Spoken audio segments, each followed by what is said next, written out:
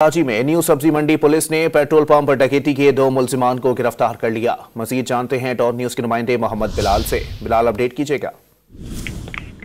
जी बिल्कुल, देखिए न्यू सब्जी मंडी चौकी पुलिस की जानिब से खुफिया इत्तला पर कार्रवाई की गई है। नादरा बाईपास पेट्रोल पंप पर डकैती के 2 मुलजिमान गिरफ्तार किए गए हैं। गिरफ्तार मुलजिमान से 75,000 कैश और 2 पिस्तौल और 1 मोटरसाइकिल बरामद की गई है। मुलजिमान की निशानदेही पर खाली प्लाट में खुदाई की गई थी। जमीन में दफन सिक्योरिटी गार्ड का छीना वासला भी बरामद कर लिया है। 6 जनवरी को पेट्रोल पंप पर डकैती का ये वाकया पेश आया था। 3 मुलजिमान ने 6,93,000 कैश, 2 मोबाइल फोन लूटे थे, जबकि मुलजिमान ने सिक्योरिटी गार्ड और अमले पर तशद्दुद भी किया था। मुलजिमान असले के जोर पर गार्ड की राइफल भी छीन ली थी।